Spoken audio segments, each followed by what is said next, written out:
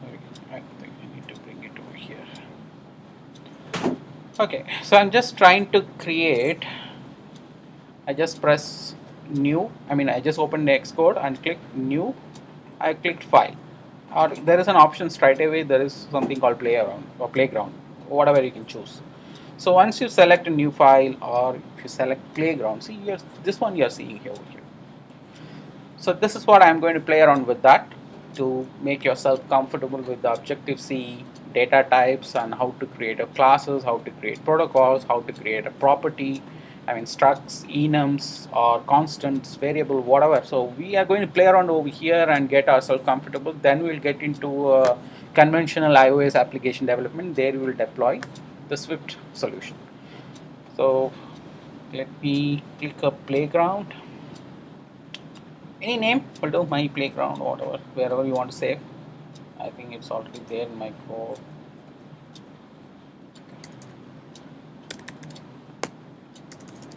Swift playground, whatever. You've just been given a window.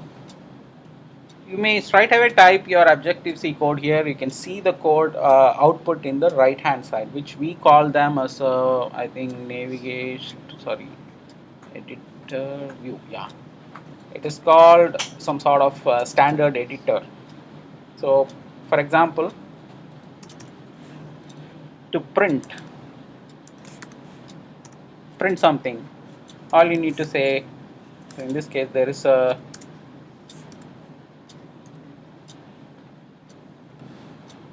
this kind of, it's, if you see that you are getting a point, a variable is going to have a keyword var, which is same like a JavaScript.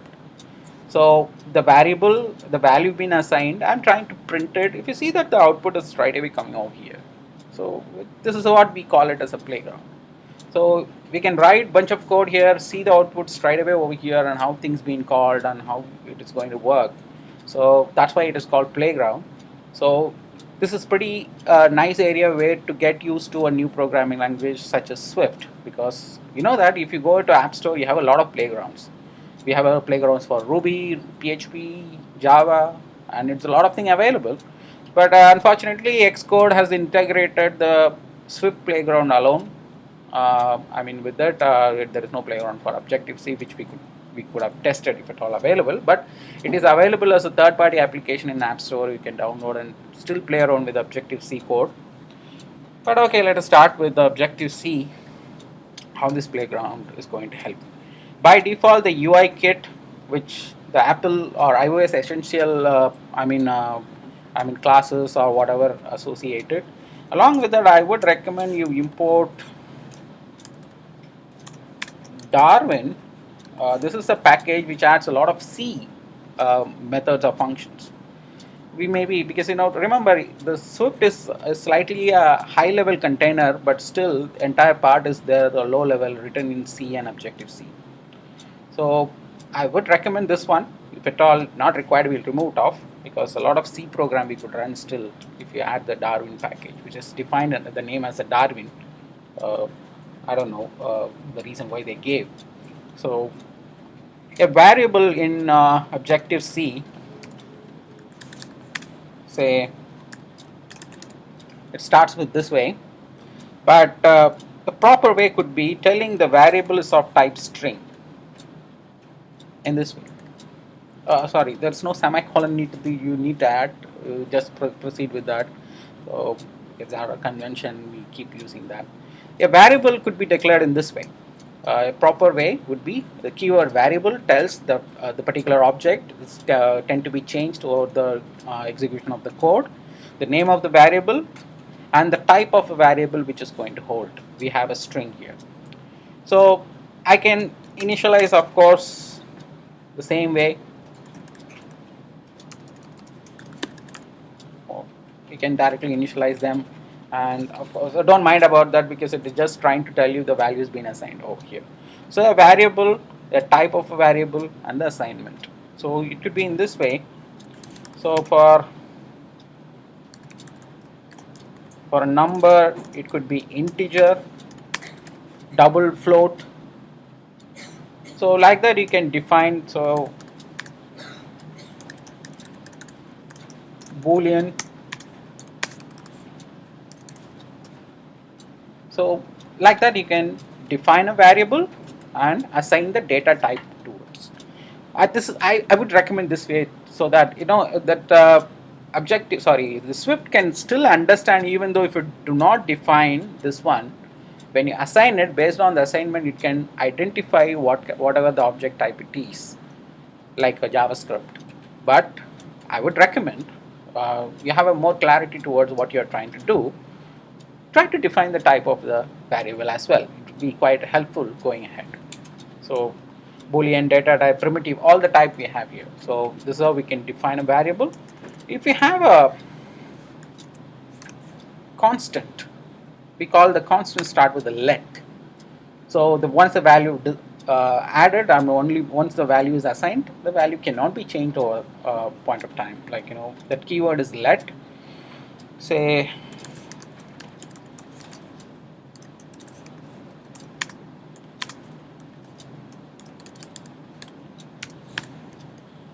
so this variable cannot be having further value during the execution of the code. So the let keyword makes sure it is, of course, the commenting as usual, single line comment.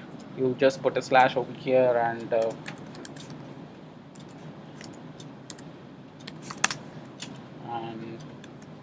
those are all the variables. And of course, multi-line comments as we know already. So you can add whatever commenting. In fact, for a good programming understanding, how to comment is also an important point because even though if you maintain a modular approach, anytime any other developer may tend to work on your code, so it is always recommended to comment wherever possible what you're trying to do. So a constant can be defined in the same way as a variable except the keyword is let. So a constant, of course, a lot of data types. I'm not going to explain a lot of data types because the primitive data types is more than enough, like a string, booleans, or numbers. On the top, we can create our own customized data types. Of course, we have a array, and we have our customized data type, dictionaries, and all the stuff we still have. So probably that we will see it going ahead. For example,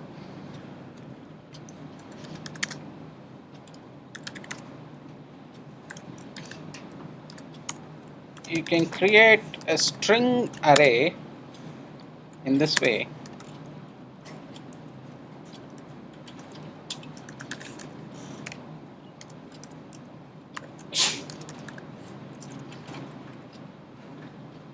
So that variable name is name and it is going to be a string array.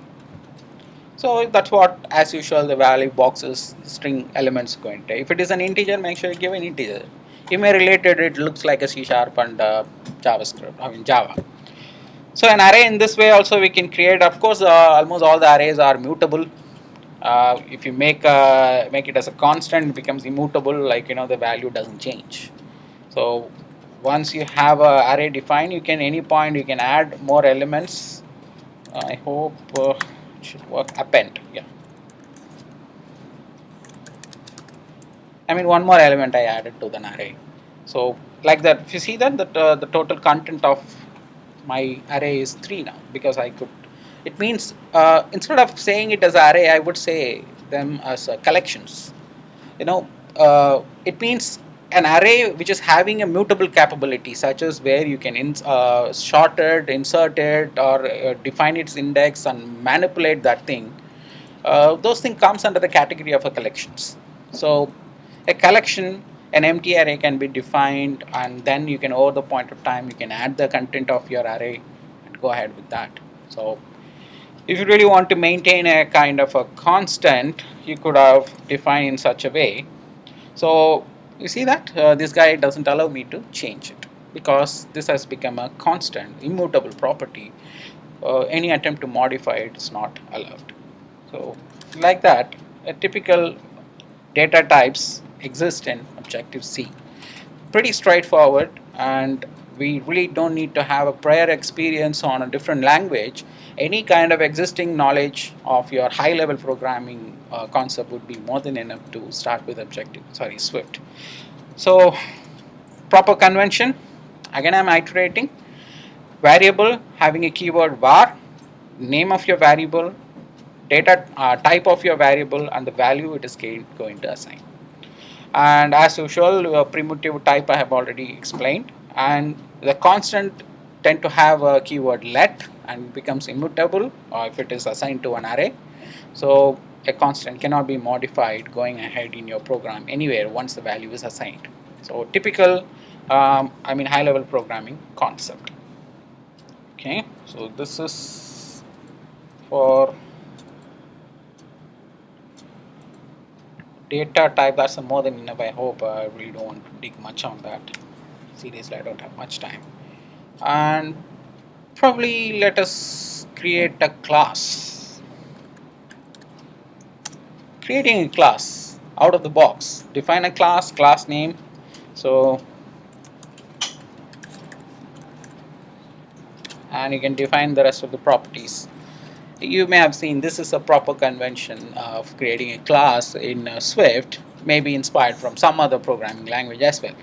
So a class tend to have various properties, what you call objects we say. So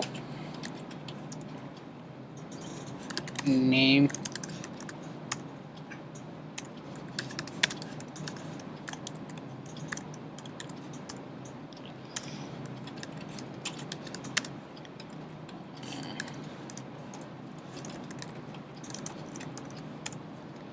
like that I can go ahead and define them, but this guy started complaining about it.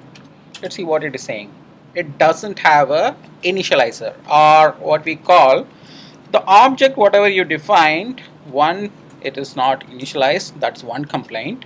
Second, you are not giving any entry point so that this kind of object could be initialized, or it is complaining about there is no constructor exist. We don't have a constructor to get into the class. A typical constructor in Swift comes in this way. So let's see.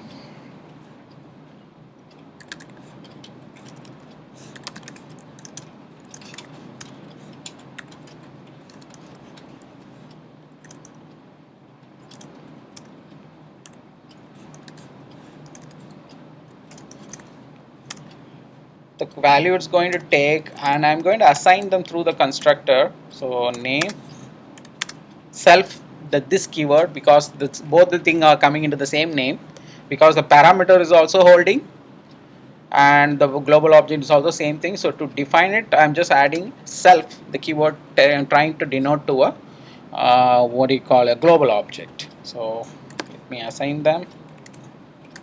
Sorry, again this is an inspiration of other program.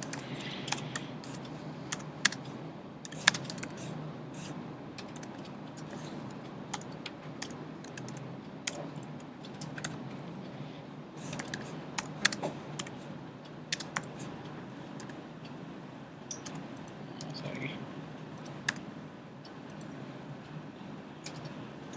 Okay. Now the value is being since the constructor being given, the constructor takes certain values and through which the particular variables have been initialized. So Objective C doesn't complain. Sorry, Swift doesn't complain in this case, because you have a class. Class has a lot of properties. What do you call in other programming language? Objects. The objects simply declared globally, but it has not been initialized. So typical concept in object-oriented program, whenever an object exists inside a class, the object has to be initialized in order to be reused. So the initialization happen in this way. So a constructor exists, and of course through which I am assigning the values. Okay, you can also write various functions inside this particular class. So functions, typically functions having a prefix func, func. The name of the function, say show me address, whatever, and arguments which is going to take, if at all there is argument exist, you can have them, otherwise close it off. Pretty straightforward of creating a function over here, the keyword func. Okay, if you are taking an argument for a function, as usual, we have already seen the way how the arguments are coming in through the constructor. So if you are expecting an object which is coming as a parameter as far as your understanding of other programming language, so a property injected through the function and it receives a value. Okay, this is a function returns a void. I mean, it doesn't return any data. Or if you have any function after execution, it does return something. So a return type typically, that may be slightly a new syntax for you, it is going to return a string. So you can return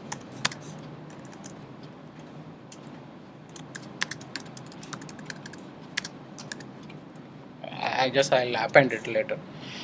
So a function name, if the parameter it takes, and the return type follows at the end. So if the function after executing returns a string, I need to put a hyphen and arrow.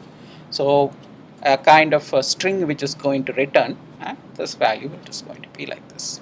So function name and the parameters and the return type.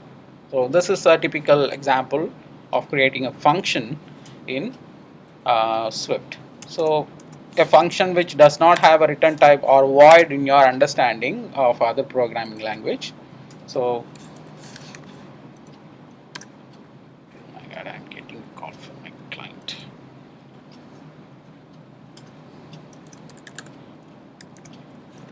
Okay. So just a function which doesn't return, maybe it is executing some part of a code, you can do along with that.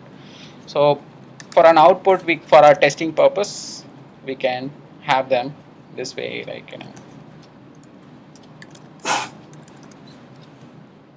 That's it. Print line, it's almost same, because previously we had a print ln.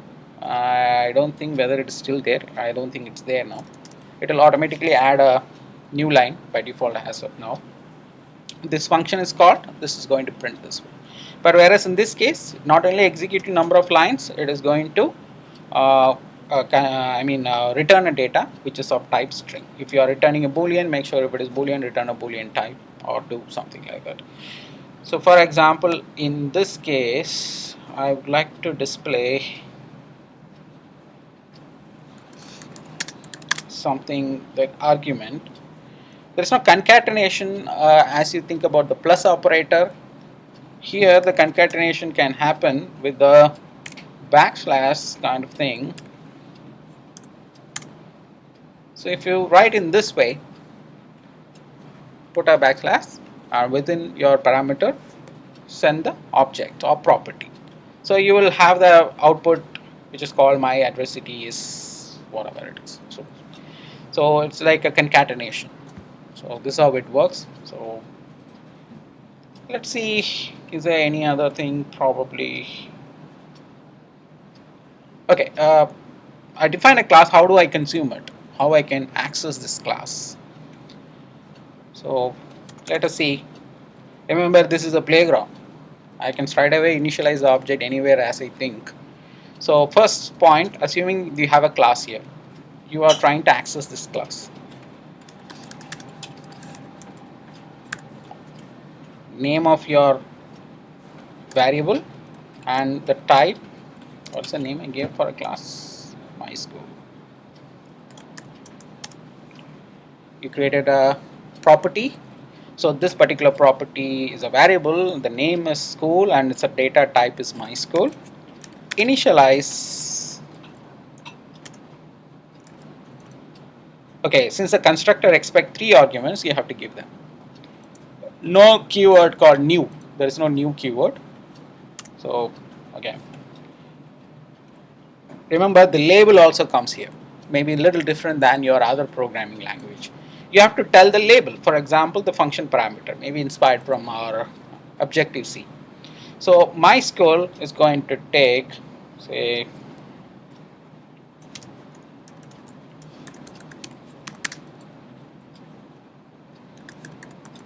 something. Door number 5 is 2. So an object initialized. Okay. Now, how do I access those values or functions? Of course, you can access. Let me try to, because it is going to return something. So let me put it inside print school dot notation. As we know, show me the address. So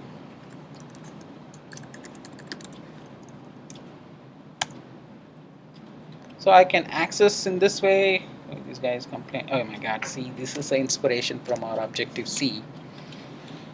So the output you are seeing here. Say the Chennai has been concatenated because I'm sending the argument through which.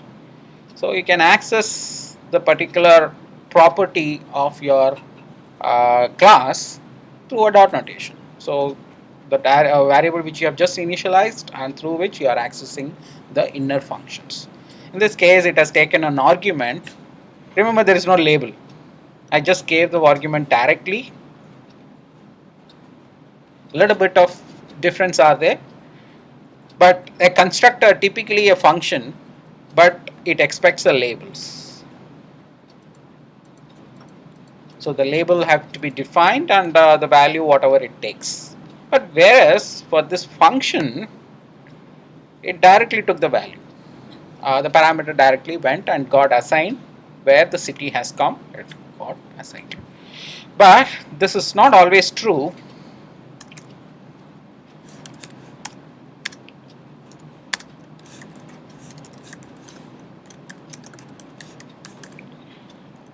So you are trying to create a kind of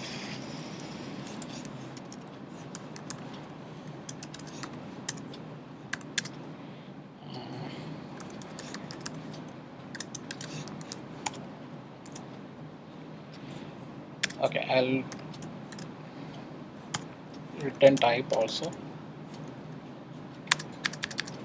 This particular function expects 2 arguments separated by comma, which is a quite usual scenario, which expect a return type which is a string, of course, as usual. So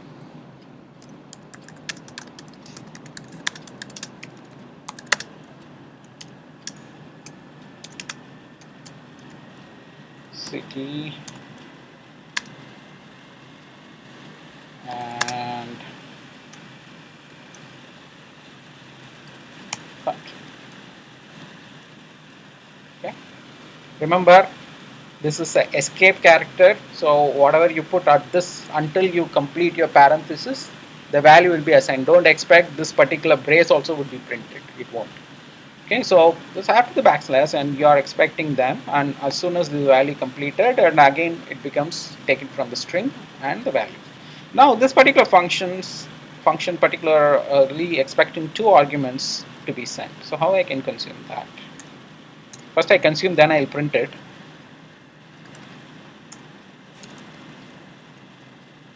So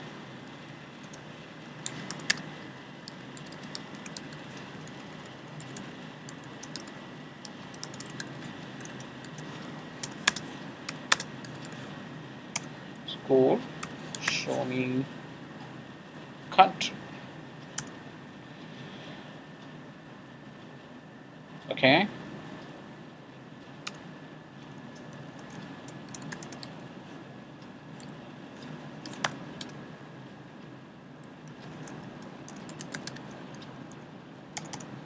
Do you see anything weird here? The point here is the very first argument I sent directly. The second argument expected a label. It doesn't mean I can directly send. Okay, if I try to send, what really happens? See, it is complaining. Missing argument label. So I need to put. So as far as the function signature goes up, it is still inspired from your Objective C, the very first argument, which is considered as a part of your function name as well. So the very first function parameter does not expect a label to be sent. The subsequent arguments would expect a label to be sent. But whereas in constructor, everything we sent along with the label. So it does mean it is expecting an object having a name property, this one, door property, and IP, OP property, whatever, this one. But whereas in this case, the function, the first argument is directly injected and assigned to city, but the second one I would have to send the label of it and then assign the value to. So naturally it comes here and it will print that, which is already printed, but it is, I think this is slightly misleading. Let me see, is there any other editor, standard editor?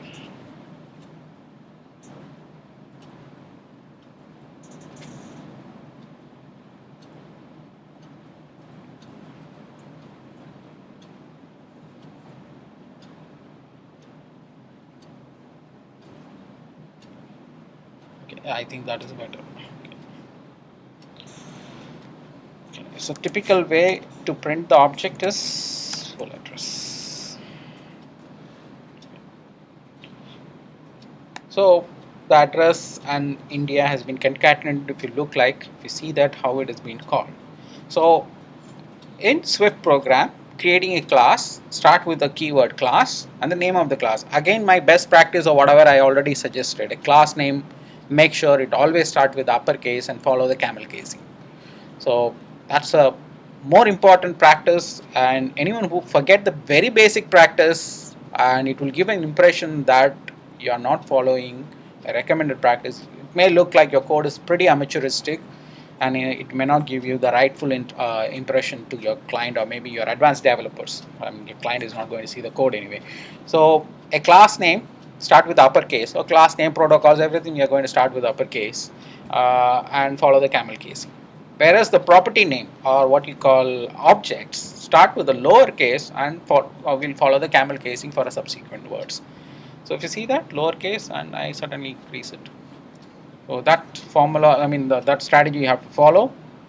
A class name start with a class can be created having the prefix class and the name of the class and define the properties. A constructor would be required if one of few object is not initialized, because through which only the object could be initialized. Without that, it may not be treated as a object.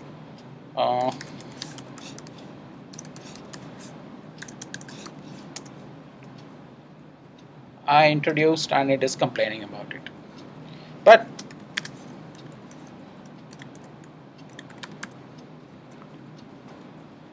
if I have an object initialized, it won't complain about it, because the constructor doesn't require them to be injected, because the value can be reused and can be accessed any point in time. Why this particular prevention? Because if your one of a function may access that particular object,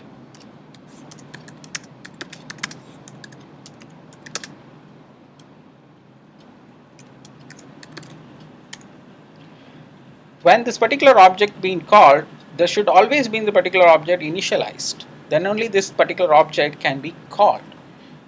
Better practice would be better practice.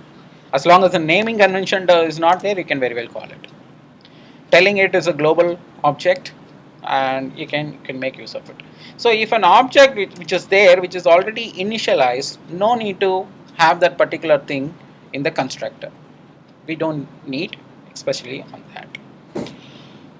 Okay, so this init function is a constructor which initialize your class. Mean constructor, in our understanding, this is the first method would be accessed whenever the particular class being called or initialized.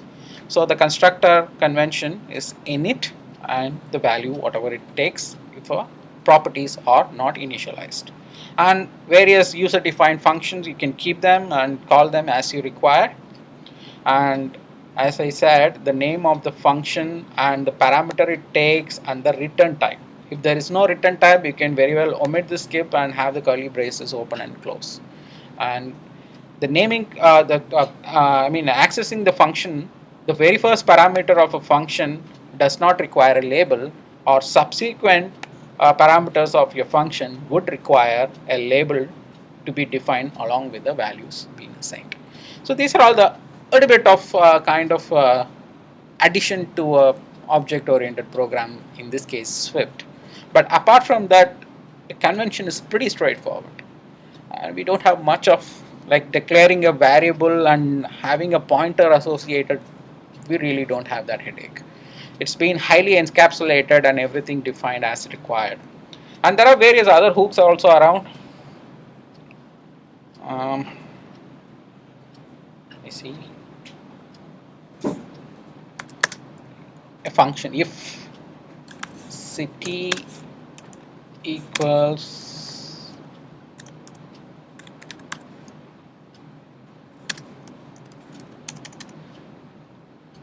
I didn't put a braces here. If will 100% work, and I can straight away compare it the string. I don't need to have a is equal to or some other thing, because those kind of functions were there because it's an absolute comparison. But whereas in C++ we had pointers, so the pointers were maybe each object may be holding a different pointer, so I cannot use the absolute comparison in that case in Objective C. Whereas that concept is not there, so I can do a kind of an absolute comparison. It will match exactly the word whatever you are supplying. So you can have a different return type in that case.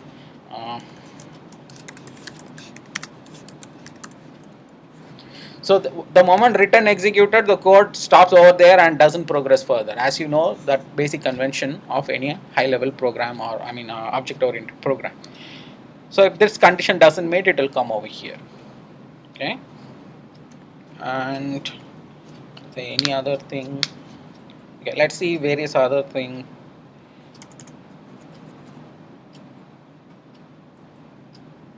Okay. Let me create some sort of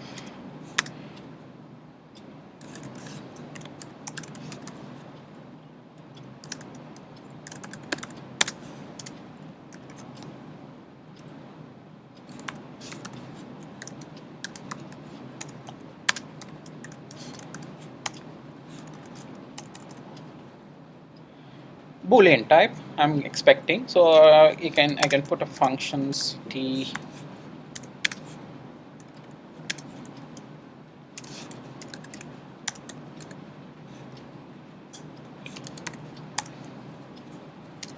convention. I'm being used to it. I'm trying to do the same thing again and again, but pardon me. This is usual symptom, because since we are coming from a different programming language, and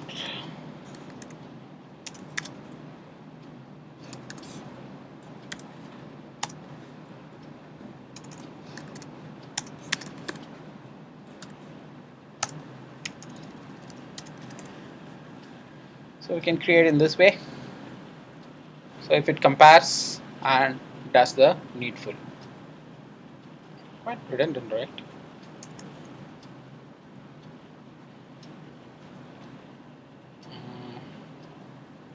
If I could make it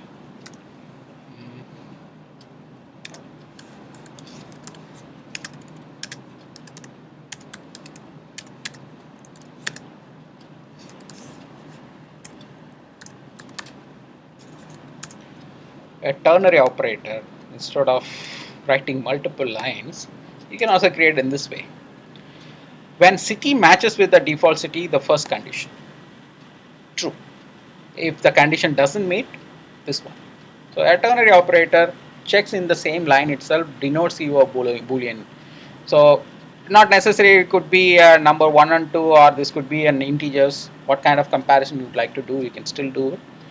So in this case, if it is matching, it will return true, and if it doesn't match, it will return false. A ternary operator. So that also you can put into use. So there are various ways you can create a class and play around with that. It's pretty straightforward, easy to use, and since it is a dot notation, you can very well handle them with ease. Few differences coming: the label naming convention, that's the only thing, maybe additional. and the function, the very first argument directly taken, the subsequent argument expected label. So the same concept, initializing, mean it is a constructing part where your unused or non-initialized objects or properties being initialized, and it becomes an entry point of your class, and subsequent function can be accessed after initializing it. Initializing a class, remember, just call the class and define whatever initialize is expected. There is no new keyword. Don't expect that to be added. Just it's being initialized. The values can be printed. So I can access them, the inner functions, in any other way as we think. So this is one way. This is okay. If you have your custom object struct, so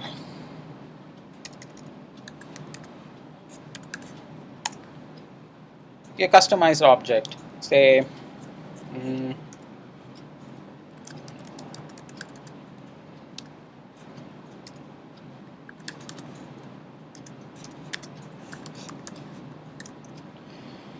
city, so string,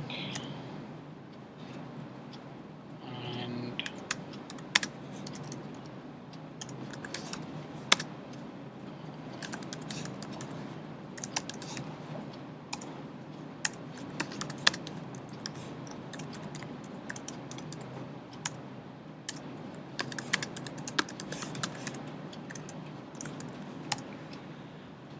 so it's your custom object. Mean a custom object, what do you call in other programming language, encapsulation, something, getter setter, setter getters. So you define your object and its properties and give access to them and denote it as a single object. So in this case, how I can access the address? So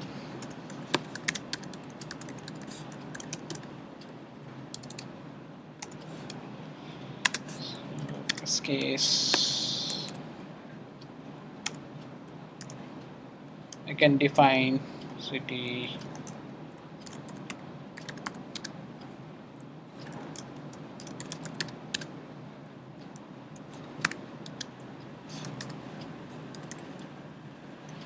So this object created an address has all the properties whatever I have defined inside. So address.city mean it will give me a city name, address.country mean it will give it a country name. So it's a customized object, or in other words, a kind of a dictionary. So it has its own attributes and the values defined inside. So it can be, so it is called struct here. So we can create your own customized object, whatever you want, and of course it can be enabled with getter setter also. I mean additional functions, so that this object can be routed and get and set. You can encapsulate how you are performing the full address or something like that. For example, and functions, an object can be defined in this way as well.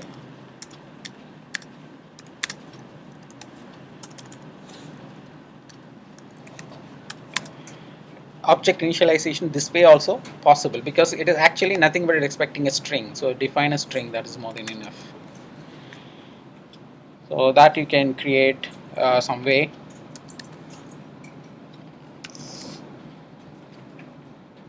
Okay, so no equivalent kind of thing.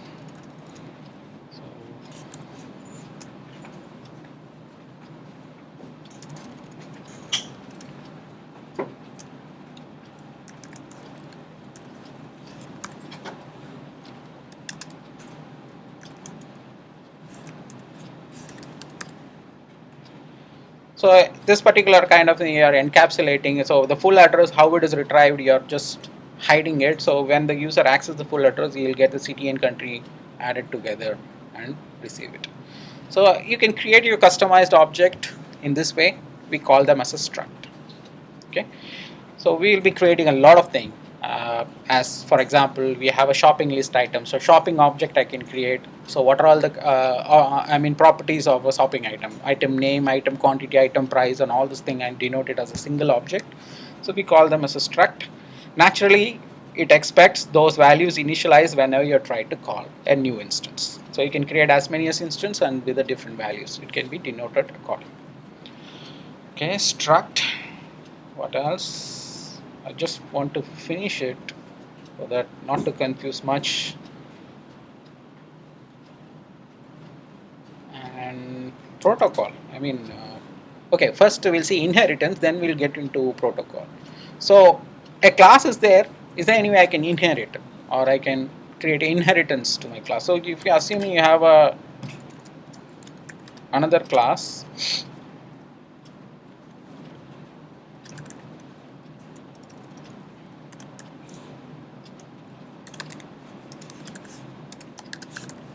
something. This is your a kind of class you are going to create. So it has a function. Say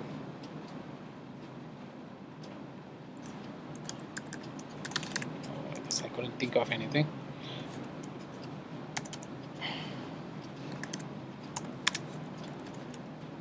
Let us get the argument.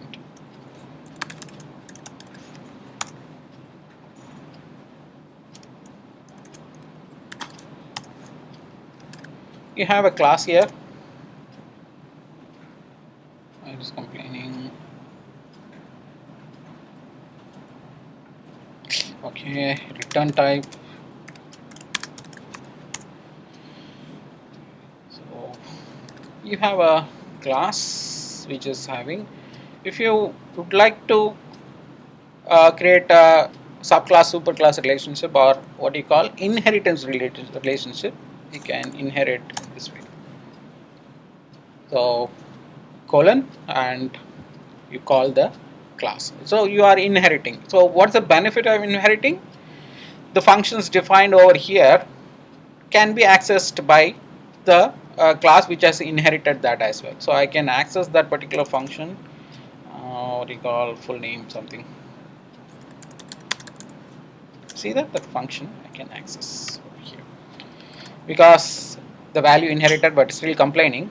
Obvious reason, this function is not a user defined function. This function comes from a kind of a superclass.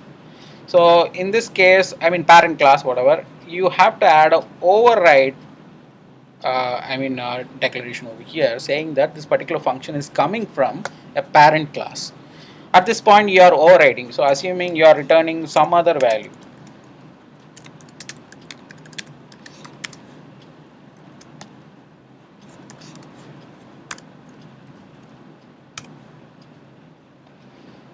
So what is this? It's not city.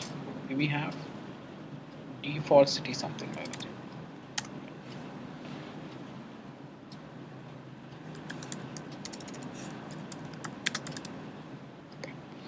It means you overriding the existing function or one of a function defined in your what you said my native school, and you're changing the value.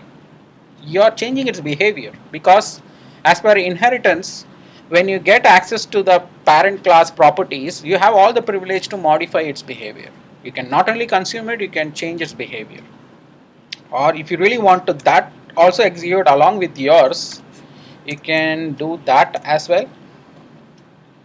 So say at this point it will execute your parent functionalities along with your additions. It means you are augmenting one of a feature of your function which is defined in your parent.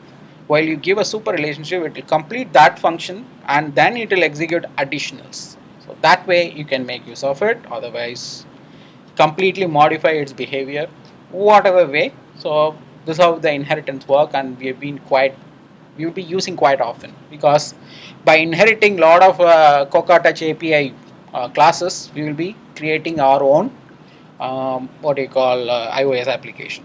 So this is a class and inheritance, and we don't have a multiple inheritance options. Means I cannot add one more class name and go ahead. So single inheritance. And remember, inherited class should be defined immediately. Maybe I'll write another scenario. Let me create a protocol. You know the protocol mean according to Java or any other programming, we call them as interfaces. A protocol, what you'll say, mm,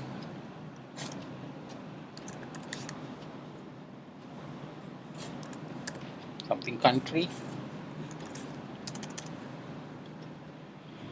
Okay, a protocol. First point, protocol is an incomplete. It's going to contain incomplete functions. It will have only the function defined but without an active body. So in this case,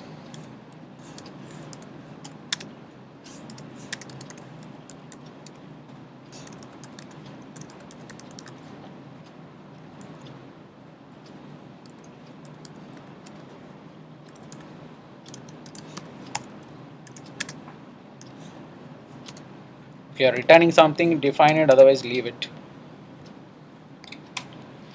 Okay, so it is a function, but doesn't have an active body because it is a protocol. See, it is complaining. It should not have a body because it's a protocol, or in your understanding, we often call them as interfaces.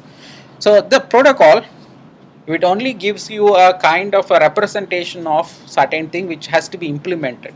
I usually use the protocols to communicate between the objects. So that's a purpose we use it. So this protocol would have incomplete functions, but you would get implemented wherever this protocol, accepts, or wherever it have these protocol implemented. So how I can have the protocol added to my class? By putting a comma.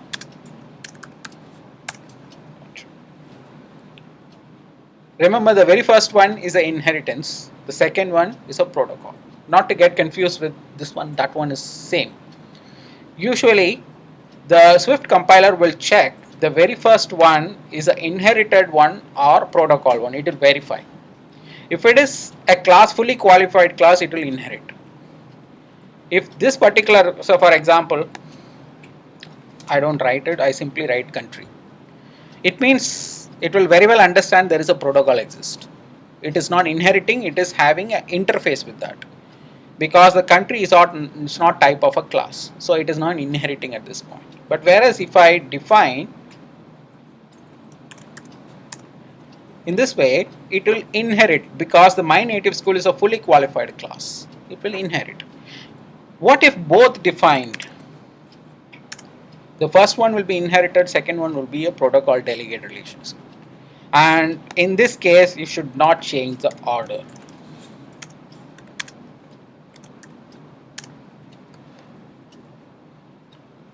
First complaint, let's see what's a complaint.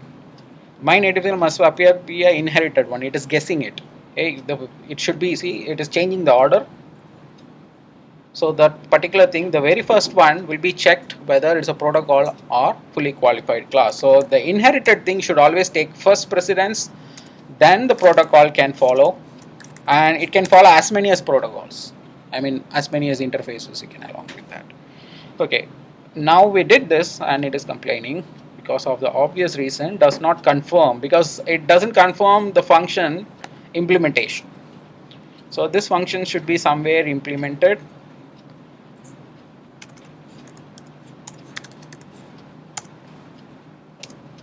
So self,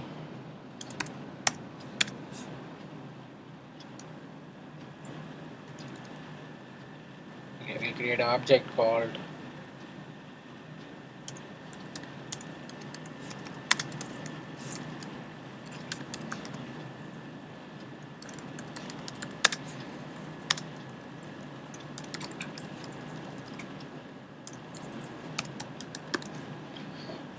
Just looks pretty redundant for me. Defaulting country looks like, so let me define some other country. So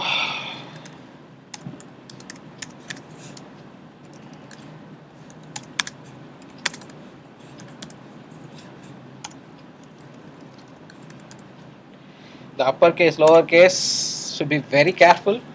So type sensitive, case sensitive. So this particular function has now got implemented and it has an active body. So now your protocol is confirming the implementation. So it has an active body, it is implemented. So a protocol, you can have as many as protocol as you think. So protocol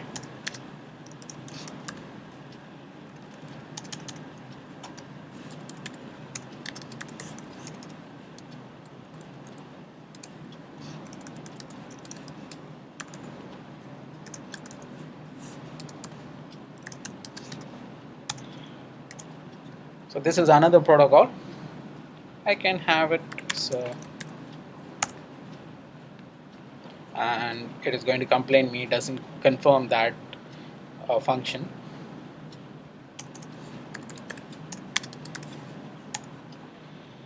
So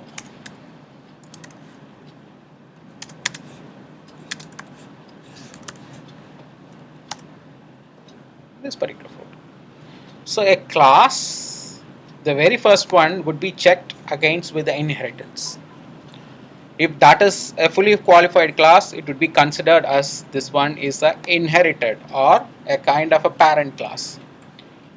The rest of the part would be considered as a protocols. But if there is no classes which doesn't suit a fully qualified class, everything would be considered as a protocol. So in this case, both are protocols.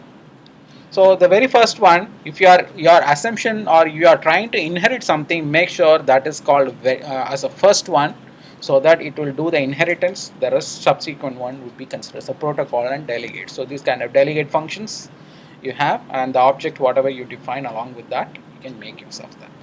So it's pretty straightforward as far as Swift programming language. Neatly typed, and of course it's inspired from some other high level programming language. Creating a class is absolutely breeze and easy, and creating the protocols or creating your struct or maybe your custom object, everything is pretty simple. Only thing, it has a small slightly different syntax or naming convention. Other than that, it is absolutely easy to understand. This may be slightly new for you. Okay.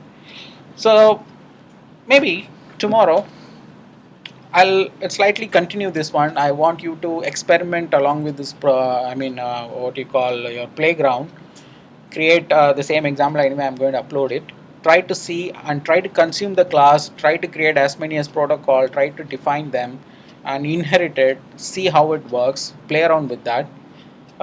Maybe tomorrow I'll spend some more time with the arrays, because that's where we will be using quite much. Then we will get into Swift way of doing the iOS program. So we use entirely Swift and we'll create the particular program. But most of the concept, especially interface builder storyboard, no change. That is same. Here, the way you are handling the properties are going to be changed. That's the only difference. And of course, see, this is a plain Swift example. I haven't used even a single NS objects or next step object, NS, whatever NS thing you found in Touch API or Objective-C. I haven't used it. So that also I may be using them in iOS and Swift development.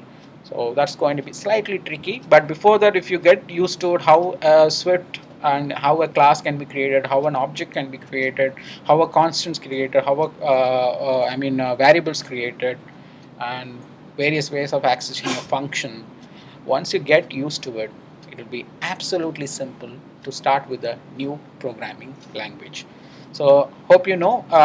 To create a playground, you need to click on Xcode and select a new file. You will be given option to select playground. Otherwise, you can directly select playground to create it.